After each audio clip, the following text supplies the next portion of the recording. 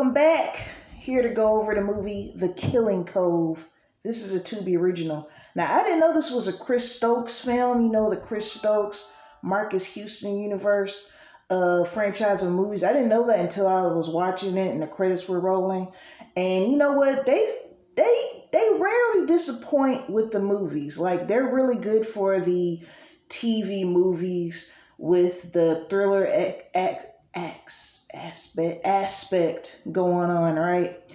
So I didn't really know what I thought I was expecting with this. Now, while watching it, I'll say this. I was like, after a few people got killed and how they were killed, I'm like, is this kind of like a horror movie? Because it kind of has some horror aspects to it without being marketed as a horror film. So trigger warning for anyone that's been sexually assaulted. There is that in this film. I don't think she actually got raped, but it was close.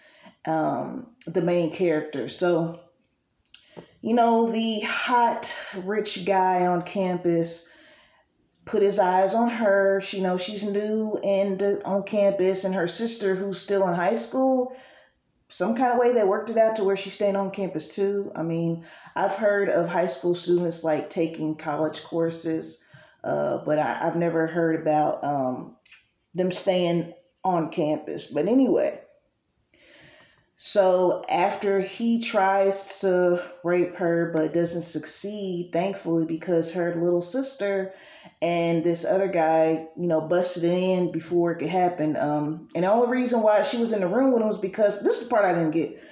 She was drugged by some girl supposed to be, I couldn't stand her. She was always in the tennis skirts, the girl with the bob. She spiked the girl's drink, and it's like, how are you out here being an accomplice to a crime, especially one that involves sexually assaulting someone? Like, what is going on with you? You want to be down with this guy that bad? But anyway, his family has money, so of course it's her word against his. His mama, who couldn't act, I'm sorry, she couldn't act. Luckily, she didn't say much in the movie. But anyway, of course, she was like, oh, he's trying to ruin my son's life, blah, blah, blah, blah, blah. After he had did this to another girl. But they pretty much paid her off. So this is the part where I started to think, is this kind of like a horror thing? Because the girl that he did it to before, that he actually did end up raping, she's walking in campus, it's all dark. She's doing the typical horror movie thing where you hear something and you, hello, instead of running, okay? You're supposed to be knees to chest when you're outside and you hear something but don't see something. But anyway, she gets this powder blown in her face. She's stumbling back and she starts hitting her head against the wall like repeatedly. And then the way it looked like some horror movie stuff till she died. So that's when it started going in my mind, like, is this low-key horror?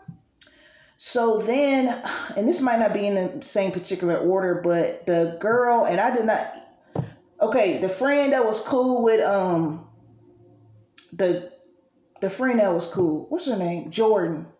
She was real funny. She's actually a good actress. I liked her role in this. It was a natural fitting role. I'm gonna be honest with you. I didn't know that was a girl until after she, got that yellow dust blown in her face and ran her car off the work. I thought that was a dude. I just thought it was a dude with like soft features. So she's basically a stud. I'm like, I did not know until they were saying, yeah, she called me and she was saying, help me and blah, blah, blah. So when that happened, I was like, okay. But what really drove it home to me that this was maybe a horror movie was when the white boy got the stuff blown in his face and he just ran out into traffic. So when you get this stuff blown in your face, it makes you commit suicide. And, that's not realistic. Like, there's nothing that can blow in your face to just make you commit a specific act. There's stuff that'll knock you out. There's stuff that'll make you drowsy. There's stuff that'll mess with some stuff in the brain, but something that makes you want to commit suicide through dust. Like, I don't know. We that can be a whole discussion because they do say things like, some of the side effects of this medication are suicide attempts, but in the way that it is in the movie, that's why I thought it was like horror. But when I went to the description of the movie, it just said thriller. So I'm like, okay, I'm gonna call it thriller with horror aspects. Okay. So we find out after an attempt on the girl's stepmom, she gets the stuff blown in her face. She jumps off the patio, gets hung, which I was like, ugh. And she was able to cut her loose. After that happens, the main character ends up at the cove, right? The literal cove on a little boat where the little raper boy is. By the time she gets there, she sees him attacking her sister. They fight or whatever. And in a nutshell, we find out the sister is the one now I wasn't expecting this, that she was the one blowing dust in everybody's face. She's a little psychopath. I mean, there's no other way to put it. And the boy that was helping him the whole time, the one that was decent, he ended up getting thrown under the bus because the sister, he was attacking the crazy sister, and then the other sister threw the dust in his face, which, why did you do that when you know what it does? So he jumps in the water and drowns. So when their dad gets there, the psycho sister's like, they were working together, the raper boy and the good boy, working together, and they killed everybody and blah, blah, blah. And this is the part I feel like the main character was not mad enough. When she found out that she killed their mom, because she was mad that, I think because her parents got a divorce. This girl killed y'all's mom, dude. She done killed, I don't know, I think it was like 3 or 4 people in this movie. And when she found out she killed her mom, she was like, how could you do that? I find out one of my siblings killed our mom, it's going to be more than why did you do that? All soft like.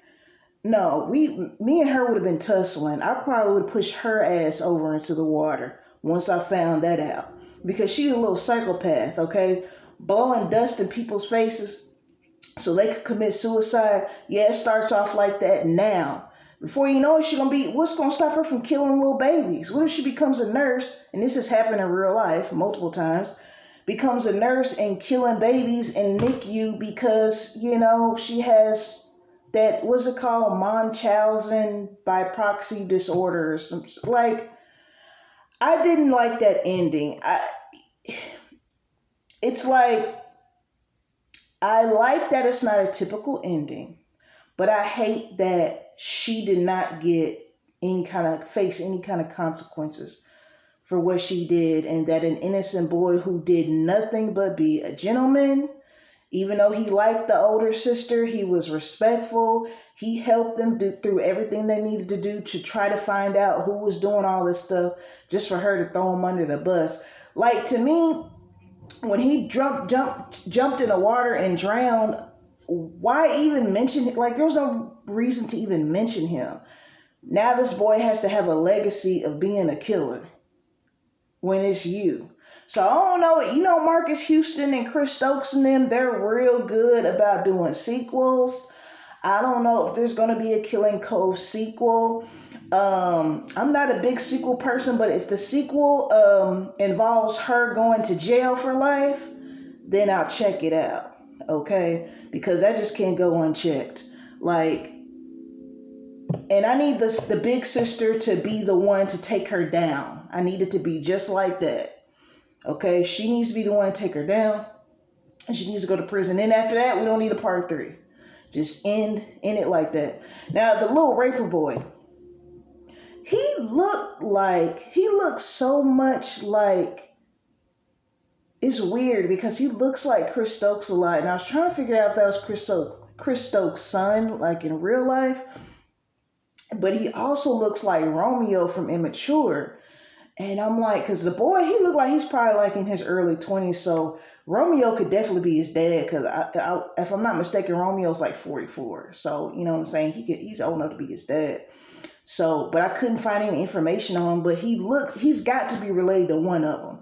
Now, I know Chris Stokes has a daughter and a son. But the son that I saw online, it wasn't him. So let me know, because one thing I do like about Chris Stokes and Marcus Houston and them is they keep everything in house. Like Marcus Houston's wife, she does the makeup. Jay Boog from B2K, he has a role in this. I mean, a role, like not a role, acting role, but like he does something behind the scenes. Chris Stokes' wife does some stuff. I think they're, all of them children and cousins and stuff. They do acting here and there in the movie. So I think that's sweet. Like, if I'm not gonna jinx myself, I'm gonna be quiet. But anyways, shout out to my 144 subscribers, man. This is called The Killing Cove on Tubi. Let me know what you think. Do we need a part 2? Or are you happy with this ending of Homegirl just being a little psycho serial killer and not getting checked? Y'all let me know in the comments what you think. We're trying to get to 1,000 subs by the end of this year. So hit that subscribe button if you're watching. It don't cost nothing. It takes a second to do. All right. And if YouTube has some kind of thing where you can even silence my notifications because they're getting on your nerves, do that. But just sub. All right. Peace and blessings to everyone watching. Until next time.